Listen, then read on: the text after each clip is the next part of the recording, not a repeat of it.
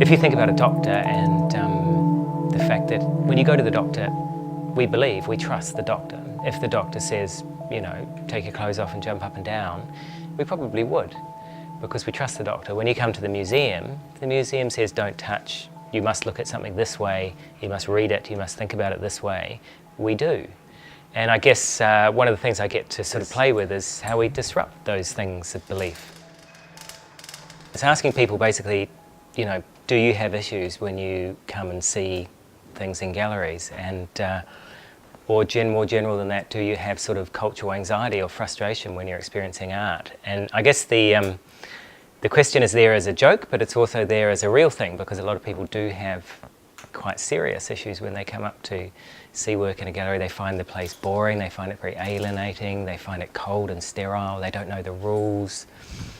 So I guess my role is I kind of function in the gallery a little bit like an artwork, but also a little bit like a kind of therapist. And people book in a time with me, generally for about an hour, and they come up to this room, and I have my equipment here, and it's a very specific set of equipment. It is very much about kind of targeting specific anxieties with people, but it's also about offering people a range of options of equipment to use, dependent on how they're feeling, where they want to go with it.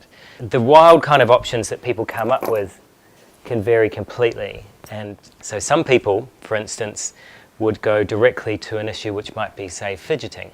So we have a range of issues to sort of, or a range of tools to stop fidgeting and distraction, the simplest being the thumb restraint.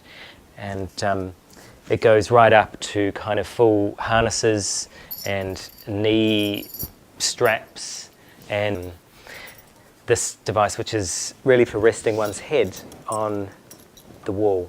So at those points in the gallery where you can't find a chair, you're incredibly frustrated, and you're almost at the point of banging your head against the wall, this will protect the front of your head and obviously not mark the walls. We offer up kind of padded blindfold, the new tool, which allows an individual to completely immerse themselves in a blue kind of headpiece within the work.